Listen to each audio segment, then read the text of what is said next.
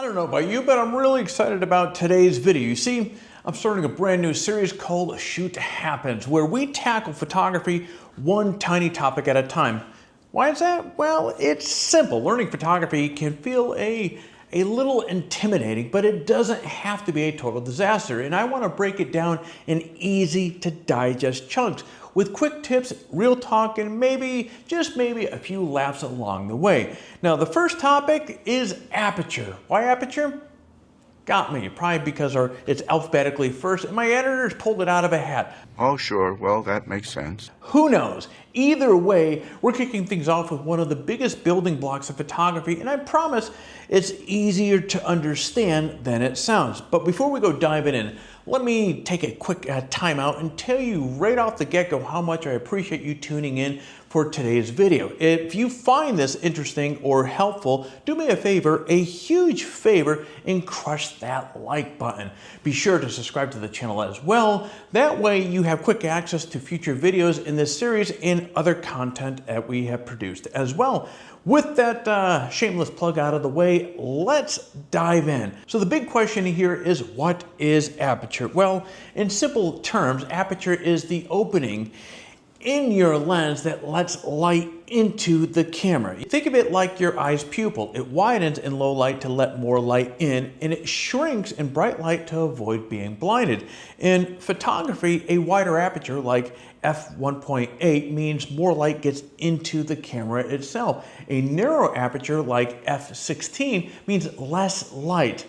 Easy enough, right? But aperture doesn't just control light, it also affects something called depth of field, which is just it's a fancy way of saying how much of your photo is in focus. You see, a wide aperture like f1.8 will give you a dreamy, blurry background that's great for portraits where you want your subject to pop. Now, on the flip side, a narrow aperture like f11 or f16 will keep more of the scene sharp, which is perfect for landscapes when you want everything in the scene to be focused. So aperture it's basically the boss of background blur.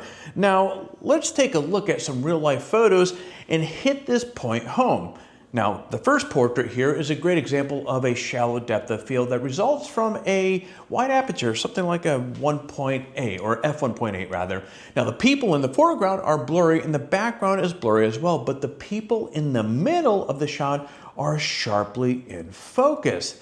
Second, the landscape shot here highlights how a large depth of field keeps everything focused or sharply focused. So as you can see, the flowers, the mountains, and the clouds are all tack sharp from the narrow aperture like an f11. Now here's where things get a little tricky. The numbers for f-stops are kind of backwards. A small number like f2.8 actually means a bigger opening, and a big number like f22 means a smaller opening. Who designed the system?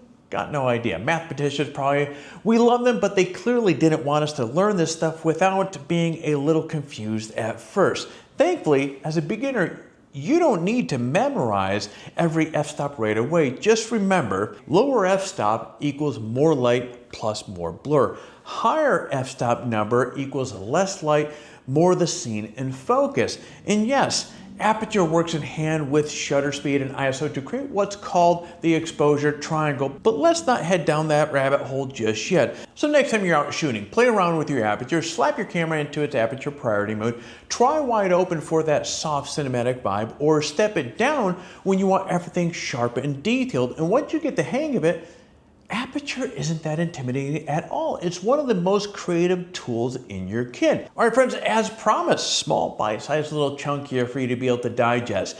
With that said, we've covered aperture. Now be sure to check the description below for some relevant resources on photography talk to learn a little bit more about the subject. And after you do that, grab your gear, get out there and become a master at aperture. With that said, friends, I'm gonna be shutting off these cameras and you get out there and take your best shot.